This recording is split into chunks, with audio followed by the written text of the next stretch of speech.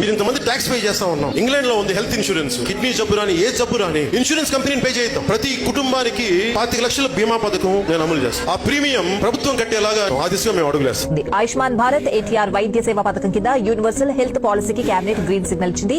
ఏడాదికి ఒక్కో కుటుంబానికి 25 లక్షల వరకు ఉచిత చికిత్సలు అందేలా కొత్త విధానానికి ఆమోదం తెలిపింది. ఆర్థిక స్థితిగతులతో సంబంధం లేకుండా అందరికీ హెల్త్ పాలసీ అమలయ్యేలా కేబినెట్ నిర్ణయించింది. ఈ విధానం ద్వారా రాష్ట్రంలోని 1.63 కోట్ల కుటుంబాలకు ఆరోగ్య బీమాను అందించేలా ప్రభుత్వం కార్యాచరణ చేసింది. 2493 నెట్వర్క్ ఆసుపత్రుల్లో ఉచితంగా వైద్య సేవలు పొందేలా ఎన్టీఆర్ వైద్య సేవ హైబ్రిడ్ విధానం రూపొందించింది సర్కార్. ప్రతి కుటుంబాన్ని నేను జనసేన పార్టీ తరపు నుంచి ఎవరికైనా ప్రాణాలు పోతే 5 లక్షలు ఇస్తా ఉన్నాం. అలాంటిది నా కోరిక ఆంధ్రప్రదేశ్ లో మన ప్రభుత్వం కనుక వస్తే ఒక్కొక్కరికి 5 లక్షల చొప్పున సంపూర్ణ కుటుంబానికి 10 లక్షల ఇన్సూరెన్స్ చేస్తాను. నేను అందరికీ హెల్త్ ఆరోగ్యశ్రీ కొన్ని జబ్బులకి వర్తించట్లా.